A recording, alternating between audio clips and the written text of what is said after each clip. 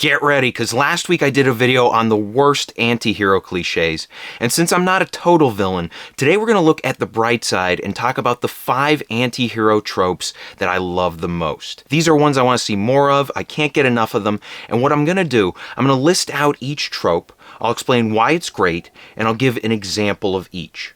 We're going to have a lot of fun today, but before we go any further, here's your spoiler warning, and the ones in red contain the heaviest spoilers. First trope that I love is the hero-anti-hero connection. This is when two characters bond through conflict. Usually the hero encourages the anti-hero to do better, while the anti-hero challenges the hero to toughen up, think differently, etc. Both characters grow as a result of this bond, and it often leads to some amazing payoffs. There are many examples of this one. The most obvious is Luke and Han Solo from Star Wars. Luke is the naive idealist, Han is the cynical mercenary, and both of them rub off on each other and overcome their flaws, and that enables them to blow this thing and go home. Then you got Shrek and Donkey. Shrek hates everybody, he wants to be left alone. Meanwhile, Donkey has an upbeat attitude and he loves being around other people. The two bond through conflict, overcome their differences, and they end up better off because of it. Finally, there's Jaime Lannister and Brienne of Tarth. And I'm bringing up these two because the hero-anti-hero connection can be a romantic one. Here you have Brienne standing by her values and demanding more out of Jaime, while he challenges her beliefs about duty and the people she serves. Trope number 2, unexpected humanity. Now, usually anti-heroes are dark, rough, morally gray characters. But if they don't have the occasional warm or heartfelt moment, they can feel shallow. That's why we need to see their human side, and the emotion can win us over from the start, or can surprise us somewhere down the line. A great example of this is the Hound from Game of Thrones. Here you have this gruff, intimidating warrior with half his face burned off, and he seems like a one-dimensional tough guy, but as the story rolls on, we see that there's more to him, and he really shines when he sets out to deliver Arya Stark to safety. Though he does it for personal gain, we nonetheless see a different side of him during their journey together. An unlikely parent-child relationship unfolds, and there are a number of warm moments along the way. My personal favorite is during the aftermath of the Red Wedding. Arya witnesses what the Freys have done to her family, and the Hound acts as her protector by rushing her away from this nightmare.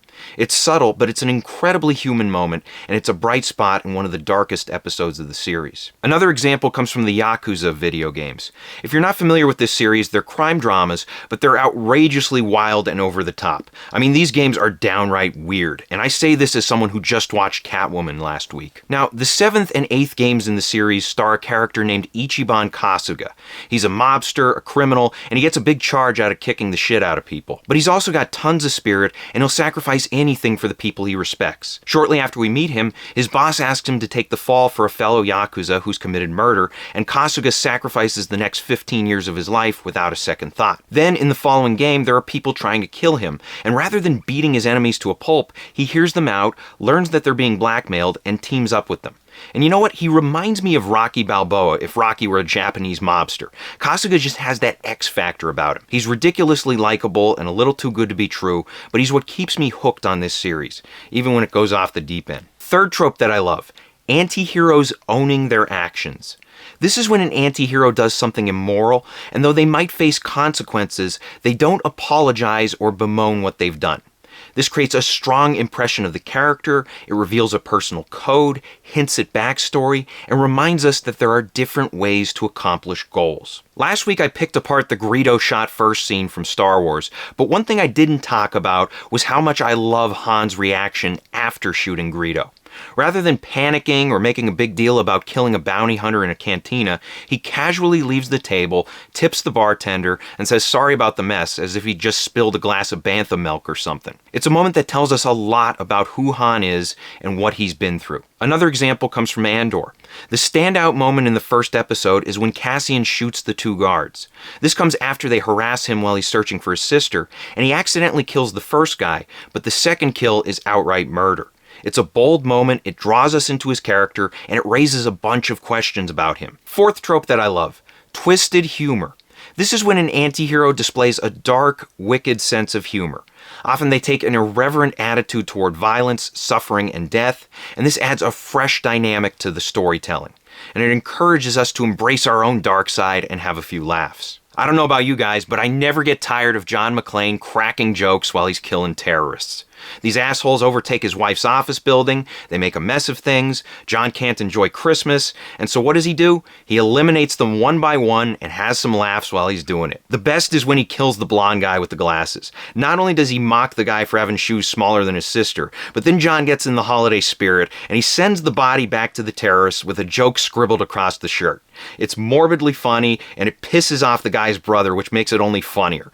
Then, when John fights the brother later in the movie, he doubles down on everything. And I heard your brother squeal, and I broke his fucking neck! Now, it's illegal to talk about twisted humor without mentioning Deadpool, so why not? The guy knows how to have fun when he's dismembering people or getting dismembered himself. Someone's not counting.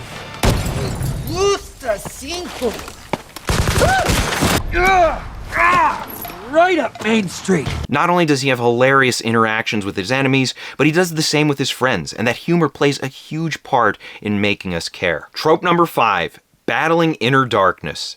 This is when an anti-hero flirts with sinister behavior. They may or may not abandon their personal code, but either way, the internal conflict engages us, and sometimes the outcome can completely blow us away. This is part of what makes Dexter so compelling.